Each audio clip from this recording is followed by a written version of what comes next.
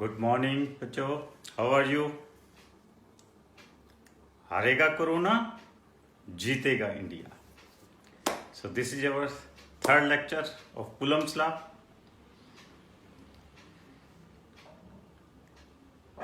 तो जैसे मैंने बताया था कि ये मेरी जो क्लासेस हैं जिस देश को समर्पित हैं, कोरोना वॉरियर्स को समर्पित हैं, पीएम केयर फंड्स को समर्पित हैं। तो आज हम अपना कूलम्स लॉ का थर्ड लेक्चर शुरू करने से पहले, जैसे हमारा सिस्टम है कि हम उससे पहले शांति पाठ करेंगे, तो आपने सबने बड़े मन से और अच्छे ढंग से शांति का पाठ करना है। ओम द्यो शांति अंतरिक्ष, शांति पृथ्वी, शांतिरापा, शांतिरोषित, शांति वनस्पत, शांति विश्वे, शांति देवा, शांति ब्रह्मा, शांति सर्वे शांति, शांति रेव, शांति श्यामा, शांति रेधि। ओम शांति शांति शांति। तो बच्चों, मैंने लास्ट लेक्चर में आपके साथ डिस्कस किया था properties of the charge, electric charge discuss की थी। क्या कहा था कि इलेक्ट्रिक चार्ज क्या है, कंजर्व है, कि neither be created nor be destroyed. मैंने दो एग्जांपल लेके डिस्कस की थी।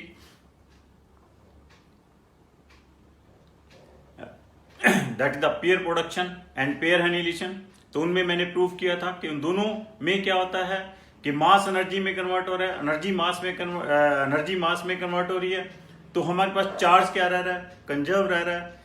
फिर मैंने एक कहा था कि चार्ज क्या है, क्वांटाइज्ड है, कि total charge always lies in the form of quantas, कि total charge on the body is integral multiple of electronic charge. Minimum charge on the electron is taken as that is 1.6 into 10 to the minus 19 coulomb. Total charge is always on the body is 1e, 2e, 3e or and so on.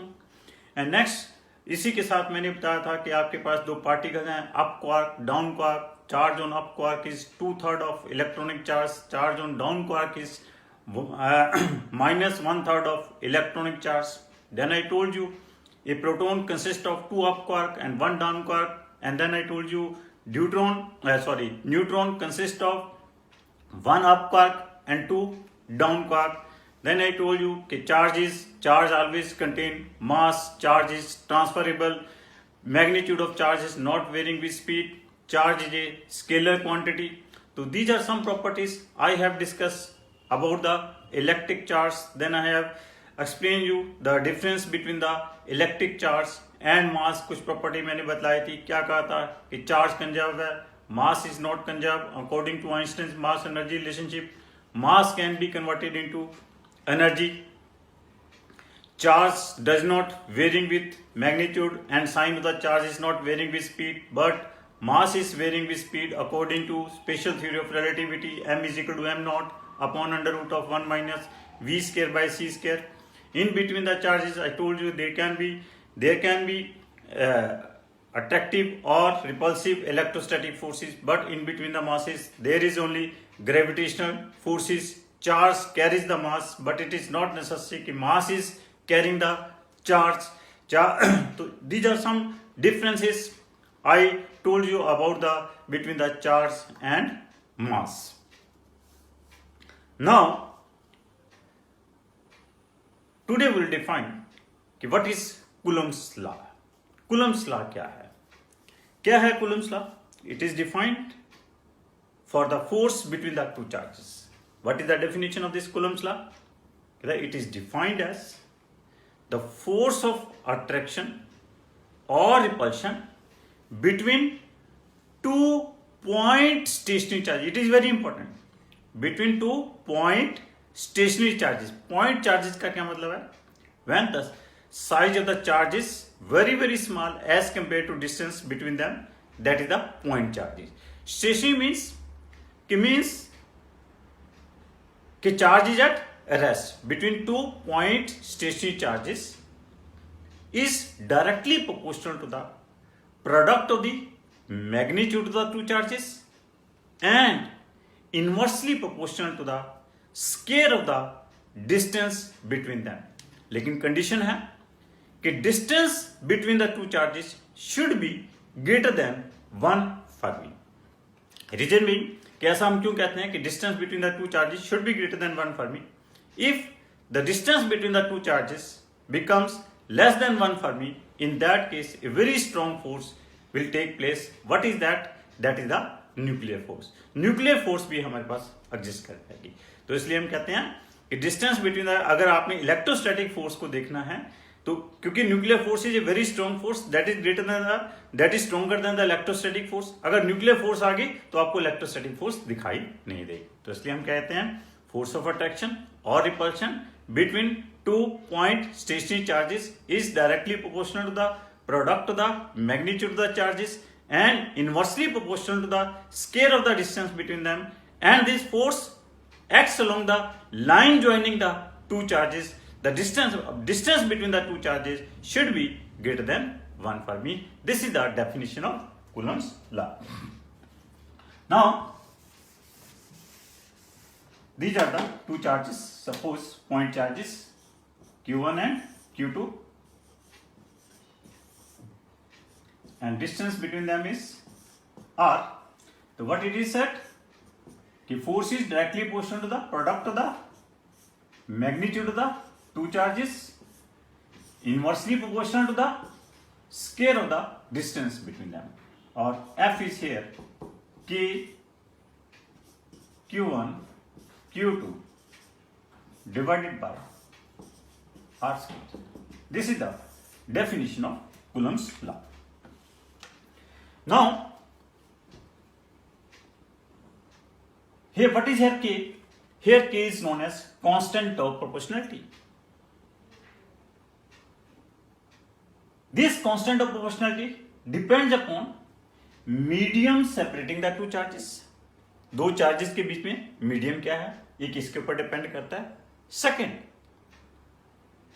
Units of various physical quantity in which F Q and R is measured.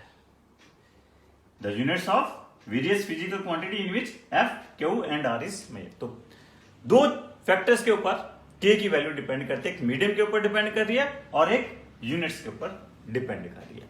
अब मैं आपको एक यहां पे और बात बताता हूं कि जब हम ग्रेविटेशनल फोर्स की बात करते हैं, ग्रेविटेशनल फोर्स में forces between the to masses is not depending upon the medium between the to masses, but here electrostatic force depends upon the medium separating the two charges.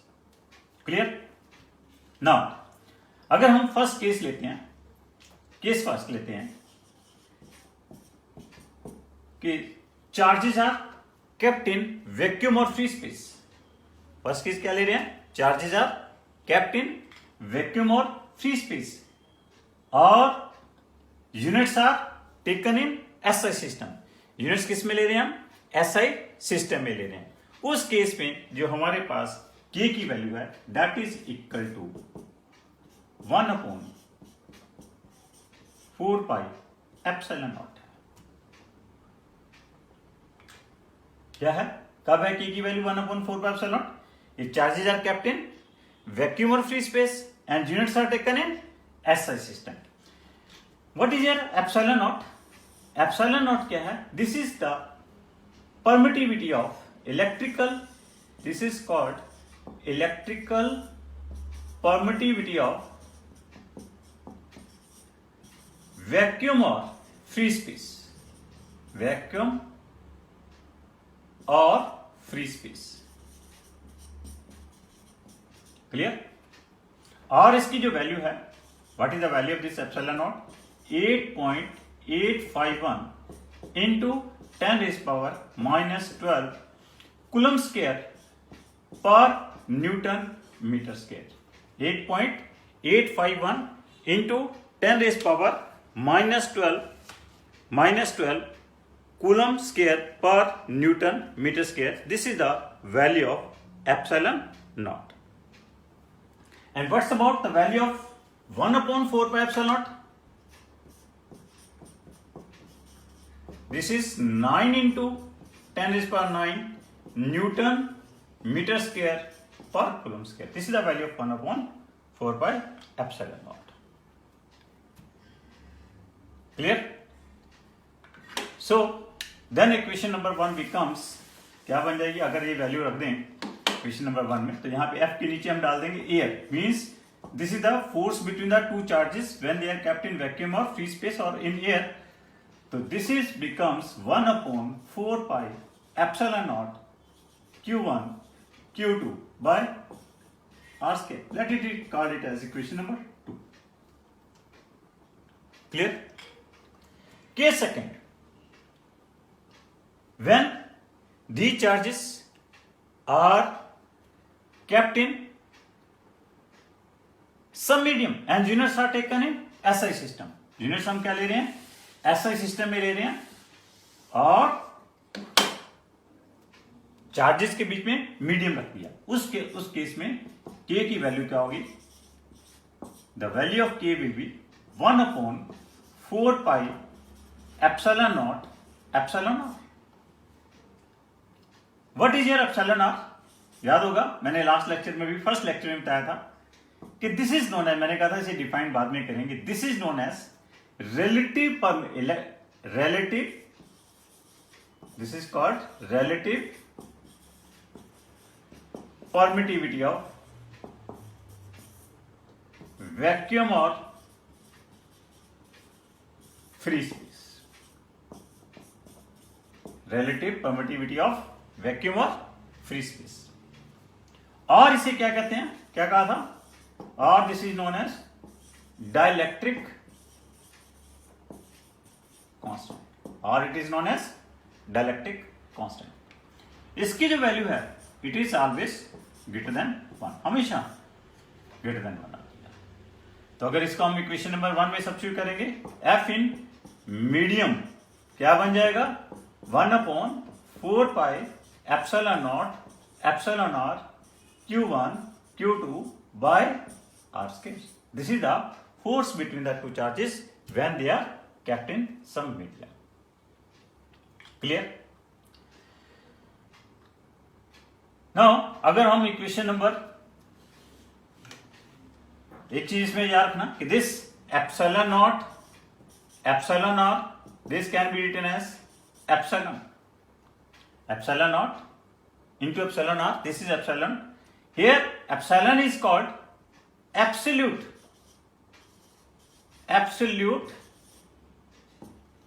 electrical permittivity of vacuum or free space. Absolute electrical permittivity of the medium. Clear? ये क्या है? Epsilon naught into epsilon naught क्या है? Epsilon naught into epsilon r, this is epsilon. Epsilon क्या है? This is the absolute electrical permittivity. Clear? Now epsilon r, therefore epsilon r can also be written as epsilon naught upon epsilon. Epsilon r is equal to epsilon naught upon epsilon. तो this relative permittivity, देखो कहीं पे भी term relative आ जाती है. अब हमने +1 में आपको ख्याल होगा कि हमने रिलेटिव डेंसिटी डिफाइन की थी. What is that relative density? किसी भी बॉडी की डेंसिटी किसके विद रिस्पेक्ट टू? वाटर के with respect to, that is the relative density. यहां पे हम मीडियम की क्या है? रिलेटिव परमिटिविटी डिफाइन कर रहे हैं. मीडियम की क्या है? मीडियम की क्या हम वो रिलेटिव परमिटिविटी डिफाइन करें. मीडियम की एब्सोल्यूट जो एक्चुअली परमिटिविटी है उसकी किसके विद रिस्पेक्ट टू डिफाइन कर दी?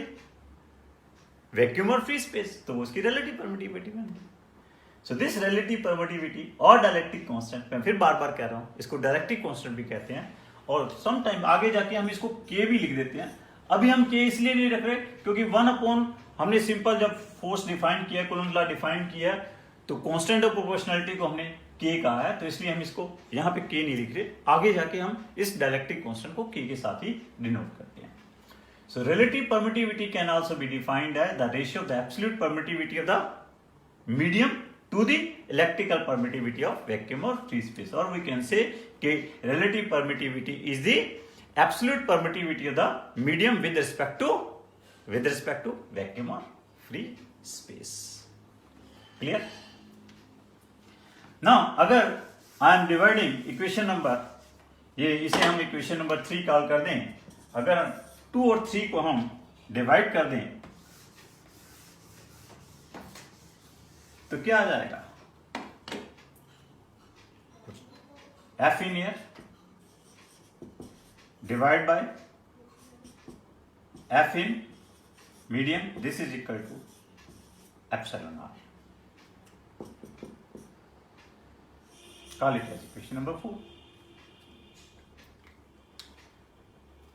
So this relative permittivity or dielectric constant can also be defined as ratio of the forces between the two charges when they are kept in vacuum or free space to the forces between the two charges when they are kept in some medium.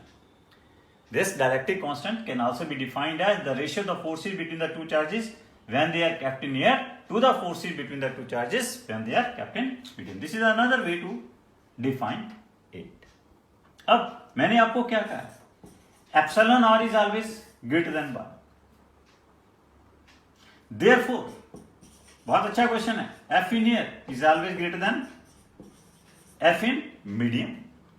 So from here it is very clear that when the charges are kept in some medium, तो इनके बीच में जो force है वो कम हो जाएगी, decrease कर जाएगी. When charges are kept in some medium, force between them will decrease. It is very clear from this equation. Now,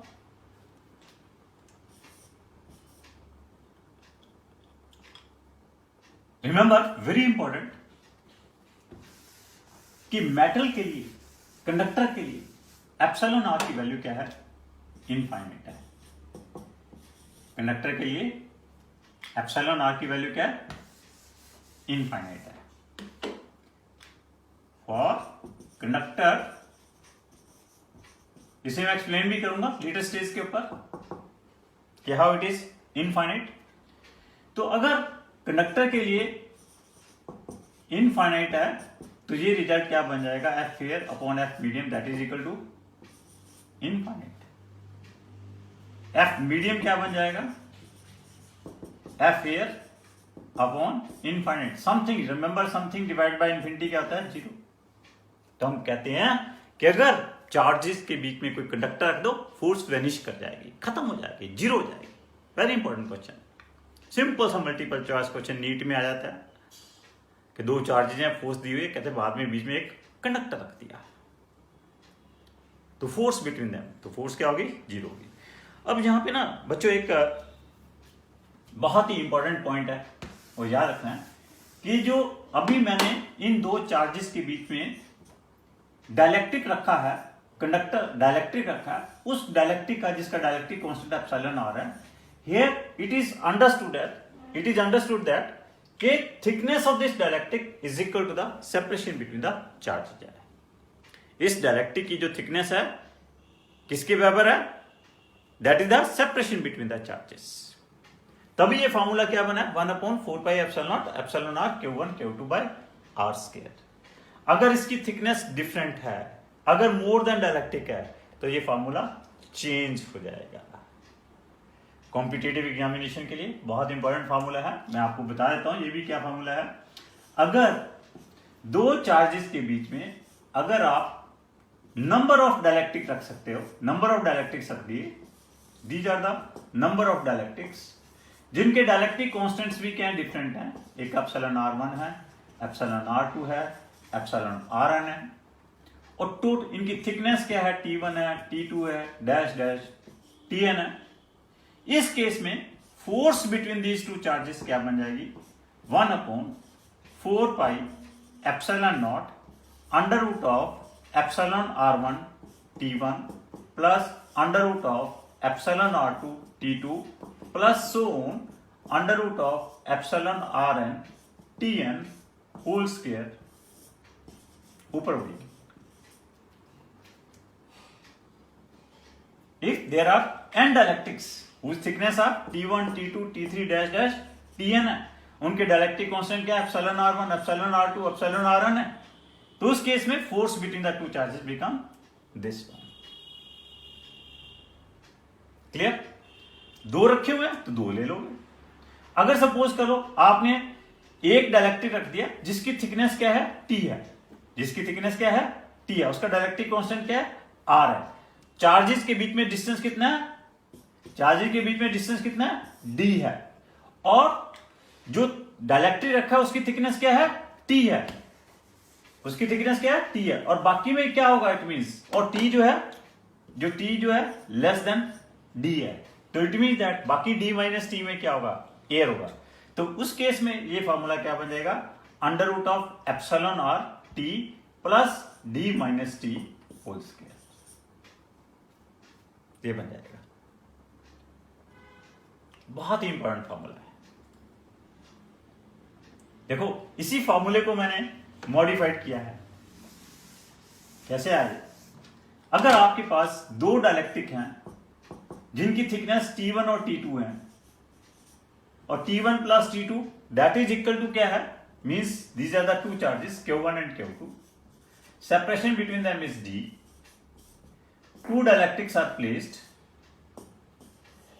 their thickness are T1 and T2, their dielectric constants are epsilon R1 and epsilon R2. Here T1 plus T2 is D. Now in this case force between the two charges is Q1 Q2 upon 4 pi epsilon under root of epsilon R1 T1 plus under root of epsilon R2 T2 whole square. Clear? ये मैंने formula जो N dielectric रखे थे वहां से दो dielectric के लिए लिख दिया। अब ये जो फॉर्मूला लिखा है मैंने किसके लिए लिखा है? I have kept only one dielectric in between the two charges. एक ही डायलेक्ट्रिक रखा है जिसकी थिकनेस कितनी है? T है, डायलेक्ट्रिक कांस्टेंट कितना है? एप्सिलॉन R है, सेपरेशन बिटवीन द चार्जेस कितनी है? D है। इट मींस दैट बाकी में क्या है आपके पास? एयर है। किसमें? D माइनस T में पार्ट में क्या हो गया? एयर हो गया। तो मैंने इसी फॉर्मूले को मोल्ड कर दिया। T1 क्या है? T, एप्सिलॉन R क्या है? Epsilon R। अब D माइनस T, T2 क्या है? D माइनस T, और एयर के लिए एप्सिलॉन R2 की वैल्यू क्या होगी? 1। तो ये क्या बन गया? तो बहुत अच्छा फॉर्मूला है। When this is a force between the two charges, when A dielectric of thickness T is kept in between the charges whose dielectric constant is epsilon R and whose thickness is lesser than the separation between the two charges, then force between the two charges will be this one। याद रखना, बहुत ही important है। कुछ ऐसे multiple choice question मिल जाएंगे कि आपके पास अगर ये फॉर्मूला पता है तो you can do it, otherwise आपको छोड़ना पड़ेगा। क्लियर? मैं इसकी सैंपल कराऊंगा आपको कि किस तरह का मल्टीपल चॉइस क्वेश्चन पूछा है। Clear? So this is the case when the two charges are, when in between the two charges, when two charges are kept in some medium, then what is the force between the two charges? Case third, when charges are kept in vacuum or free space. पहला case क्या था? When charges are kept in vacuum or free space, units are taken in SI system. Now the charges are kept in vacuum or free space and units are taken in CGS system. तो CGS system के लिए K की value क्या हो जाएगी? 1 हो जाएगी। मतलब 1/4 पाई एप्सिलॉन नॉट क्या हो जाएगा? 1 हो जाएगा। तो force between the two charges क्या बन जाएगी? इक्वेशन नंबर 1 क्या बन जाएगी? Q1 Q2 by R square.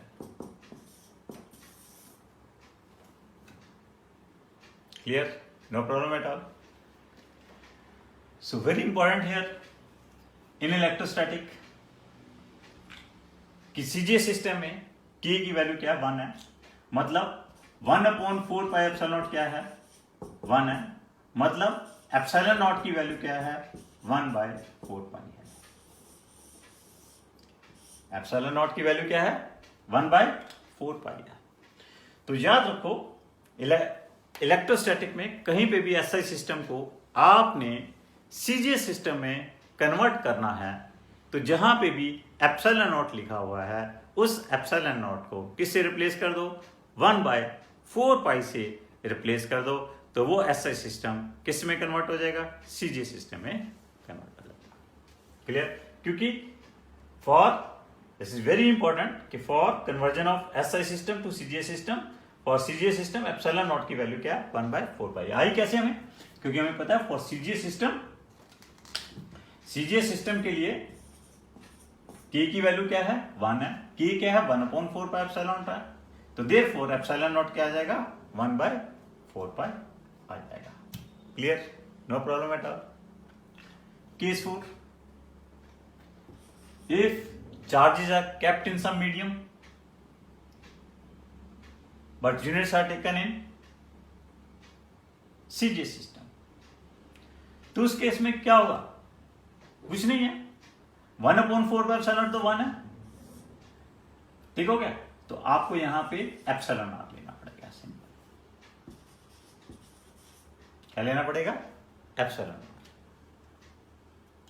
when charges are kept in some medium, units are taken in CGS system, तो वैल्यू क्या आ जाएगी, Q1 Q2 by epsilon R square. Clear? No problem. So this is about the Coulomb's law. क्या कहा मैंने कि Coulomb's law it is nothing, it is the force, it give the force between the two charges, between 2 points distinct charges, and that force is directly proportional to the product of their charges and inversely proportional to the square of the distance between them, and this force acts along the line joining the two charges and that distance is greater than 1 for me। तो force क्या आ गई हमारे पास, that is k q1 q2 by r square, k is the constant of proportionality। मैंने आपको कहा this value of k is depending upon the medium separating the two charges and units are taken in, and units in which various physical quantities are measured, that is f, q and r। तो मैंने चारों cases बता दिए कि first case बता दिया when charges are kept in vacuum or free space, units are taken in SI system, तो k की वैल्यू क्या आ गई आपके पास, 1/4 पर एप्सिलॉन नॉट को मैंने क्या कह दिया, this is the electrical permittivity of vacuum और free space and it's value is 8.851 into 10⁻12 coulomb square per newton metre square, and value of 1/4 पर epsilon naught is 9 into 10⁻9 newton metre square per coulomb square. Case second क्या बताया मैंने कि when charges are kept in some medium, units are taken in SI system, K की value क्या बता दी, that is 1/4 पर epsilon are. Epsilon R को क्या कह दिया मैंने कि this is the dielectric constant of the medium, it's value is always greater than 1। तो आपके पास फोर्स क्या बन गई थी, 1/4 पर epsilon are q1 q2 by r square। As here epsilon r is greater than 1, so this result shows that when charges are kept in some medium, the force between them is decreases। और I told you, और मैंने आपको बतला दिया कि for conductor epsilon r is infinite, so that implies that if charges are kept in between the charges, if a conductor is placed, force क्या हो जाएगी, 0 हो जाएगी। क्लियर? और फिर मैंने क्या कहा, epsilon on into epsilon r, that is equal to epsilon, that is known as absolute permittivity of that medium। और वहां से मैंने डिफाइन कर दिया कि epsilon r is equal to epsilon upon epsilon naught के absolute relative permittivity or dielectric constant of the medium can be defined as the ratio of the absolute permittivity to the electrical permittivity of vacuum or free space। Third case मैंने बता दिया कि when charges are kept in some vacuum और free space but units are taken in CGS system, K की value क्या आ गई उस case में, 1 आ गई, एफ क्या आ जाएगा उसमें, q1 q2 by r square आ जाएगा, मतलब 1/4 पर एप्सिलॉन नॉट क्या आ गया, 1 आ गया, एप्सिलॉन नॉट क्या आ गया, 1/4 पाई आ गया। एक मैंने यहाँ पे और इंपॉर्टेंट टिप दे दिया कि जब भी इलेक्ट्रोस्टैटिक में एसआई सिस्टम को सीजीएस सिस्टम में कन्वर्ट करना है तो सिंपल एप्सिलॉन नॉट को किससे रिप्लेस कर दो, 1/4 पाई से रिप्लेस कर दो। केस 4 बता दिया कि when charges are kept in medium but in that case medium and units are taken in CGS system, k की वैल्यू क्या आ गई उस केस में, that is equal to 1/एप्सिलॉन r। तो फोर्स क्या बन गई, q1 q2 upon epsilon r into r square.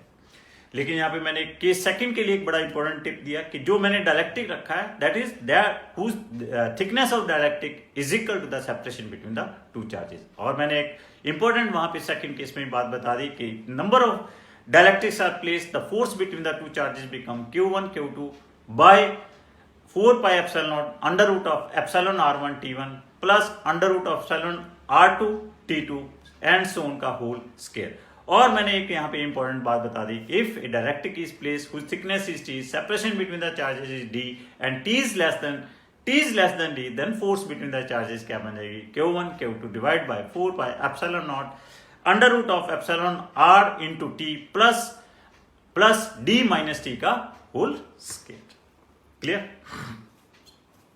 Now, what is the vector form of Coulomb's law? Very important. Vector form of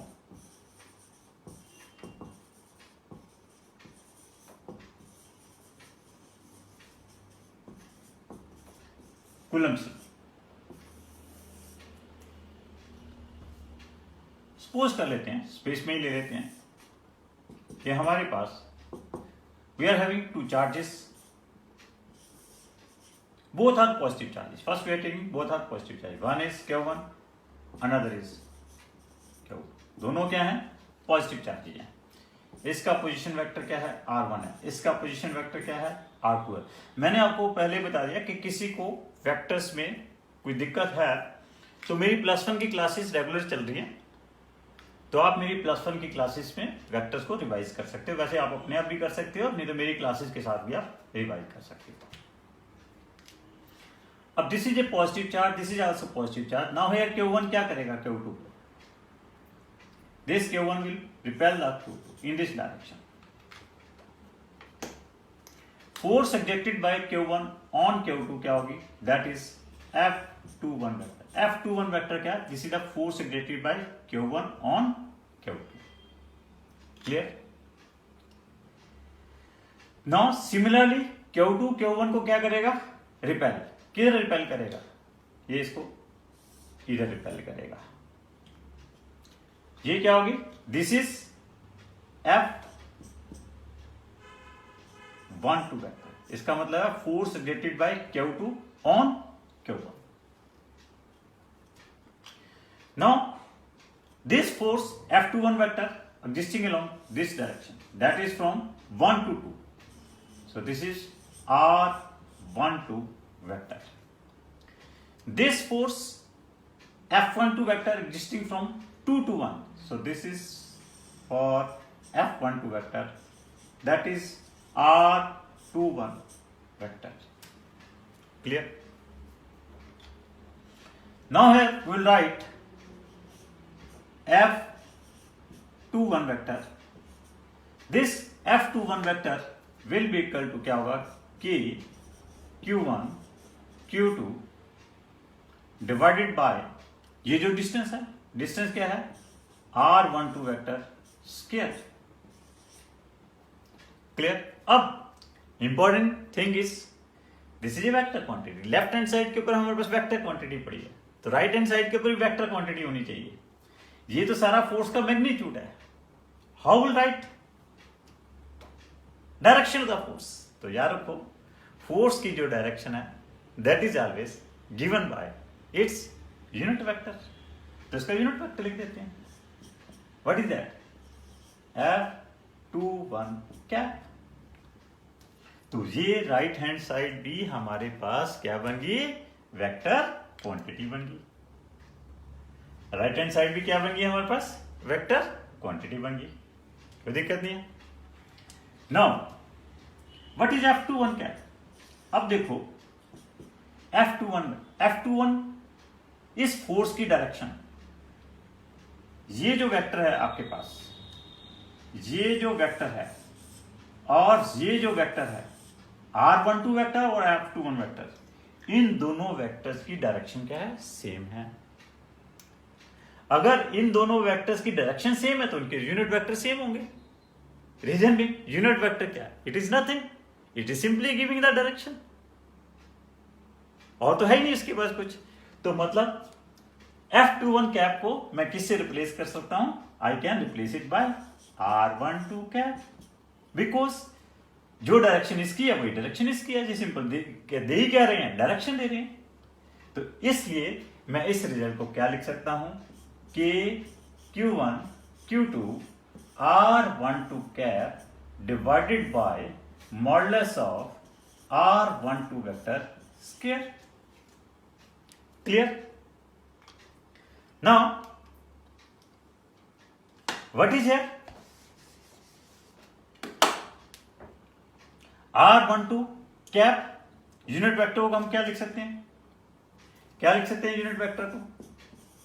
are unit vector क्या होता है? Vector divided bye its magnitude.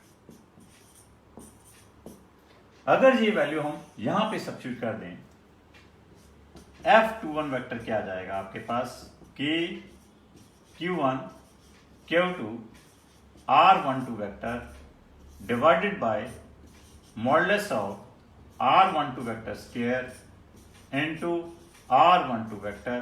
So this is equal to K Q1 Q2 R12 vector divided by modulus of R12 vector. This is the force vector between the two charges. Clear? Similarly, ये हमारे पास क्या था? F21 vector, force exerted by Q1 on Q2. Similarly, I can write F same way से F12 vector वो क्या आ जाएगा कि Q1 Q2 R21 vector divided by modulus of R21 vector Q। अगर मैं इसको इक्वेशन नंबर 1 कॉल करता हूं, इक्वेशन नंबर 2 कॉल करता हूं, तो ध्यान से देखिए इक्वेशन नंबर 1 और इक्वेशन नंबर 2 को, इक्वेशन नंबर 1 और इक्वेशन नंबर 2 में कोई ज्यादा डिफरेंस नहीं है। दोनों इक्वेशन में फोर्सेस के मैग्नीट्यूड सेम है और दोनों फोर्सेस के बीच में जो R12 वेक्टर और R21 वेक्टर डिस्टेंस है इनके मैग्नीट्यूड भी सेम है। डिफरेंस क्या है? सिर्फ R12 वेक्टर और R21 वेक्टर की डायरेक्शन अपोजिट है। R12 वेक्टर और R21 वेक्टर की, ये R12 वेक्टर है, ये R21 वेक्टर है, दे आर अपोजिट वेक्टर। तो इट इज वेरी क्लियर कि R12 वेक्टर क्या है? माइनस ऑफ R21 वेक्टर है, देयरफॉर F12 वेक्टर क्या होगा? This is equal to minus of F21 vector. Clear? तो विच इज वेरी क्लियर कि Q1 ने Q2 के ऊपर जो फोर्स एक्ट किया है उसका मैग्नीट्यूड सेम है, लेकिन दोनों की डायरेक्शंस क्या है? अपोजिट है। Q1 and Q2 are exerting the force on each other and but in opposite direction of same magnitude but in opposite direction। तो इसको हम क्या कहेंगे? क्या कहेंगे फिर? Newton third law of motion क्या होता है? Newton third law of motion यही है कि they exert equal and opposite forces. तो हम यहां पे क्या कहेंगे? Coulomb's law holds the Newton's third law of motion. Simple सा आपके पास क्वेश्चन आ जाएगा बोर्ड एग्जामिनेशन में, show that Coulomb's law, Coulomb's interaction holds the Newton's third law of motion. तो you can do this. Proof हो गया कि कूलम्स इंटरैक्शन दे आर, जो दोनों चार्जेस के बीच में फोर्स है वो इक्वल इन मैग्नीट्यूड है, अपोजिट इन डायरेक्शन है। इसलिए हम कह रहे हैं कि they are, this Coulomb's law is adopting the Newton's third law of motion. Clear? Now ये मैंने प्रूव किया था किसके लिए? अगर दोनों चार्जेस क्या हैं? पॉजिटिव हैं। दोनों चार्जेस क्या हैं? पॉजिटिव हैं। अगर आपके पास मींस ये मैंने प्रूव किया, vector form of Coulomb's law लिखा मैंने कि when both charges are positive और I have written for repulsive forces. ना अगर आपने ये अट्रैक्टिव फोर्सेस के लिए लिखना होगा। मतलब अगर Q1 नेगेटिव है, Q1 क्या है? नेगेटिव है, एक चार्ज नेगेटिव है। अब इन दोनों चार्जेस के बीच में फोर्स क्या होगी? अट्रैक्टिव नेचर की होगी। Q2 Q1 को अपनी तरफ अट्रैक्ट करेगा, ये फोर्स इधर एक्ट करेगी। Q2 Q1 को अपनी तरफ अट्रैक्ट करेगा, Q1 Q2 को अपनी तरफ अट्रैक्ट करेगा, ये फोर्स इधर एक्ट करेगा, F21 वेक्टर। ये फोर्स 2 to 1 एक्ट कर रही है, R21 वेक्टर। ये फोर्स 1 to 2 एक्ट कर रही है, दिस इज R12 वेक्टर। अब F21 वेक्टर क्या लिखा जाएगा? कि Q1 Q2 F21 cap divided by modulus of R21 vector square, this is की Q1 Q2। अब इसकी डायरेक्शन क्या है? R21 वेक्टर वाली है, वहां पे R12 था, यहां R21 आ गया, R21 cap divided by modulus of R21 vector square, और दिस इज इक्वल टू कि Q1 Q2 R21 vector divided by modulus of R21 vector. वहां पे क्या आया था? कि Q1 Q2 R12 vector divide by. Similarly F12 vector क्या आ जाएगा? कि Q1 Q2 R12 vector divided by modulus of R12 vector cube आ जाएगा। तो here also R12 vector is minus of R21 vector, therefore F12 vector is equal to minus of F21 vector। क्लियर? तो बच्चों मैंने आपको, तो अब आपके पास बोर्ड एग्जामिनेशन में क्वेश्चन आ जाता है, पूछ लिया जाता है कि show that Coulomb interaction hold see Newton third of motion. कुछ नहीं मेंशन किया, तो आप चाहे अट्रैक्टिव फोर्स से लेके प्रूव कर दो, चाहे आप रिपल्सिव फोर्स से लेके प्रूव, लेकिन पर्टिकुलरली पूछ लिया कि proof it for attractive force, तो आपको अट्रैक्टिव लेनी पड़ेगी। अगर रिपल्सिव के लिए पूछा तो रिपल्सिव लेनी पड़ेगी। सेकंड, दिस इज सारी जितने भी आपके पास इलेक्ट्रोस्टैटिक में प्रॉब्लम्स हैं, कूलम्ब्स लॉ के ऊपर, इलेक्ट्रोस्टैटिक में और या गॉसिस लॉ में जितनी भी प्रॉब्लम्स हैं, ये फोर्स की डायरेक्शन के ऊपर है। तो आपने ये फोर्स की डायरेक्शन को अगर कहीं पे इधर उधर कर दिया तो आपका क्वेश्चन गलत हो जाएगा। तो ये ख्याल रखना है कि फोर्स अट्रैक्टिव नेचर की है या रिपल्सिव नेचर की है, तो आपने फोर्स को उधर दिखाना है, टुवर्ड द चार्ज दिखाना है या अवे फ्रॉम द चार्ज दिखाना है। तो this thing is very very important. Clear? तो इसको आपने अच्छी तरह से शो करना है, ये नहीं है कि आप जिधर मर्जी दिखा दो, तो आपका क्वेश्चन गलत हो सकता है। तो अभी हम जब आगे करेंगे that is principle of superposition of charges कि कैसे हम रिजल्टेंट फोर्स निकालेंगे, तो यहाँ उन क्वेश्चंस में यही चीज इंपॉर्टेंट है कि आपने जो फोर्स दिखानी है वो किधर दिखानी है। तो इसको थोड़ा सा अच्छी तरह आपने रिवाइज करना है। तो मैंने आपको कूलम्ब्स लॉ बता दिया, बस ऑलमोस्ट ये चैप्टर कूलम्ब्स लॉ वाला फिनिशर। थोड़ी छोटी छोटी चीजें हैं वो मैंने और बतलाऊंगा, कल हम डिस्कस करेंगे इसे। Thank you very much for today. Stay home, stay safe. देखो घबराना नहीं है, कोई घबराने की बात नहीं है। वक्त है गुजर जाएगा, वक्त है गुजर जाएगा, जैसा भी हो वक्त गुजर जाता है। तो आपने बोल्ड बनकर रहना है। Stay home, stay safe. Thank you.